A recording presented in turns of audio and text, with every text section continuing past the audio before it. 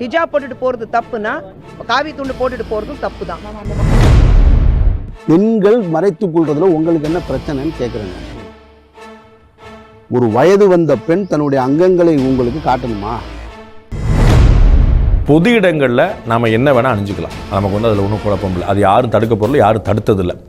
ஆனால் பள்ளி, கல்லூரி, கோவில், சர்ச், மசூதி, அடுத்தவர் வீடு, நீதிமன்றம், சட்டமன்றம், பாராளுமன்றம், இங்கெல்லாம் ஒரு ஒழுங்குமுறை இருக்குது. அவங்களுக்கு சொல்லித்தர வேண்டிய டீச்சர்ஸ் அந்த ஹிஜாபை கலட்டிட்டு உள்ள வாங்கன்னு சொல்கிறாங்க. அண்ட் அவங்க அதை கேட்குறதா இல்லை. கண்டிப்பாக அவங்க கேட்க கூடாதுங்கிறதா என்னோட ஒப்பீனியனும். இப்போ எங்கள் பிள்ளைகள் வெளியில் பரதா போடுறாங்க, நீங்கள் பூணூல சட்டைக்கு உள்ளே போடுறீங்க, தலைக்கு மேலே கட்டிட்டு வரானே அவனை அவருக்கு சொல்ல வேண்டியதானே. நான் ஹிஜாப் போடுறதுக்கு முழு அங்கீகாரம் கொடுக்கிறேன். எனக்கு எந்த பிரச்சனையும் கிடையாது. கண்டிப்பாக அவங்களுடைய உரிமையை அவங்க பெற்றிருக்க வேண்டும். அதை அவங்க செய்யலாம். எந்த பிரச்சனையும் கிடையாது. ஜனவரி மாதமே கேரளாவில் இந்த ஹிஜாப்க்கு தடை விதிச்சிருந்தாங்க. அதுவும் பள்ளிகளில் கல்லூரிகளில் அதை எதிர்த்து கோர்ட்டுக்கு போகுது. கோர்ட்டும் அதை கேட்க தயாரா இல்லை. இது என்னைக்கா பெருசா விடுச்சுட்டா? நெத்தியில நாம போட்டுக்க, விபூதி போட்டுக்க, போடாம இருக்க, என்ன மாதிரி இருக்க, கடவுள் இல்லாமல் இருக்க, கடவுளுடன் இருக்க, எல்லாவற்றுக்கும் அனுமதி உண்டு இந்த நாட்டில். அந்த அனுமதி மறுக்கப்படக்கூடாது. ஹிஜாப் எல்லாம் எஜுகேஷன் இன்ஸ்டிடியூஷனில் ஸ்கூல்லையோ காலேஜ்லையோ தேவையில்லை அப்படின்னு சொல்லிட்டு பாம்பே ஹைகோர்ட்டு 2003 ஜட்ஜ்மெண்ட் கொடுத்துருக்கு. Madras high court 2007 and Kerala high court 2018 சொல்லியிருக்காங்க. சத்குரு, ஹிஜாப் பிரச்சனைனால குழந்தைங்களை இப்போ ஸ்கூலுக்கு அனுப்பவே பேரண்ட்ஸ் தயங்குறாங்க. ஸ்கூலை பொறுத்த வரைக்கும் யூனிஃபார்மிட்டி முக்கியங்கிறாங்க. உங்களோட நிலைப்பாடு என்ன? பள்ளிக்கூடங்கள் குழந்தைங்களை அவங்க மதத்துக்கு ஏற்ற மாதிரி உடை உடுத்த அனுமதிக்கணுமா, இல்லை ஒரே மாதிரி யூனிஃபார்ம் தான் இருக்கணுமா எல்லாருக்கும்? இதில் உங்கள் நிலைப்பாடு என்ன? ஸ்கூல்னு வந்துட்டாலே, பள்ளிக்கூடம்னாலே அது குழந்தைகள் சம்மந்தப்பட்ட விஷயம். 15-16 வயசில் இருக்கிறவங்க குழந்தைகள்ங்கிற கணக்கில் தான் வருவாங்க. அந்த மாதிரி பிஞ்சு குழந்தைங்களுக்கு மத பாகுபாடுங்கிற விஷயம் வேண்டாமே.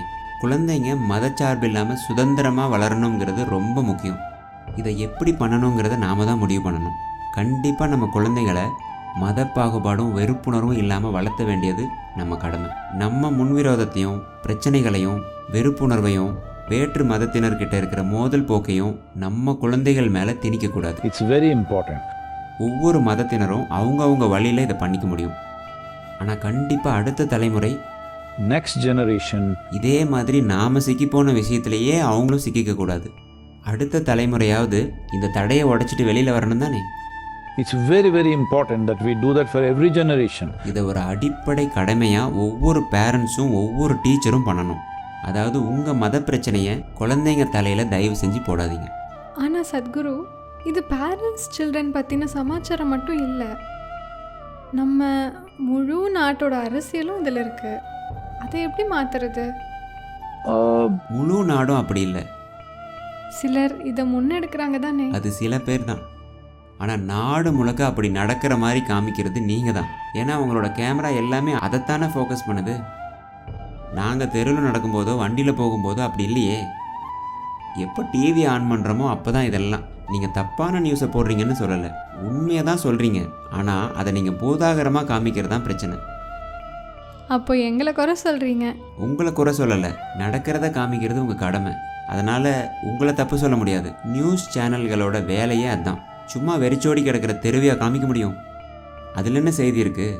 எங்கே புண்ணு இருக்கோ அதை தான் காமிக்கணும். ஆல்ரைட். என் உடம்புல சின்ன புண்ணு இருக்கலாம், ஆனால் அதுவே முழு உடம்பு இல்லையே. சத்குரு, உங்களுக்கு தெரியும் சில பேர் எப்படியெல்லாம் ஆர்கியூ பண்ணுறாங்கன்னு. சீக்கியர்கள் டர்பன் அணிஞ்சிருக்க அனுமதி இருக்குது. நீங்கள் கூட டர்பன் மாதிரி கட்டியிருக்கீங்க. இதை எப்படி பார்க்குறது? நான் ஸ்கூலுக்கு போகும்போது இப்படி போட்டுட்டு போகலையே. நீங்கள் எதை அணிஞ்சாலும், ஹிஜாபோ, புர்காவோ, பட்டு சாரியோ, சல்வார் கமிஸோ, பைஜாமாவோ, அல்லது எதை சாப்பிட்டாலும், பிரியாணியோ கிச்சடியோ, எல்லாத்துக்கும் தாய் மண் தான் மூலம். இந்த மண் தான் நம்மளை எல்லாரையும் இணைக்கிற சக்தி. எதெல்லாம் நம்மளை இங்கே பிணைக்கக்கூடிய சக்தியோ, which puts us all together, அதை விட்டுட்டு நம்மளை பாகுபடுத்துகிற விஷயங்கள்லையே கவனம் வச்சுக்கிட்டு இருக்கோம். இந்த மண்ணு தான் நம்ம எல்லாருக்கும் தாய். நீ யாரா வேணா இருந்துட்டு போ. மதம், இனம், ஜாதி, ஆண், பெண், இப்படி நீங்கள் என்னவா இருந்தாலும் மண் தான் மூலம், மண் தான் முடிவு. நம்மளை தாய் மண்ணு கூட அடையாளப்படுத்திக்கிறது தான் சிறந்த வழி. கண்ணீரில் தினமில்லை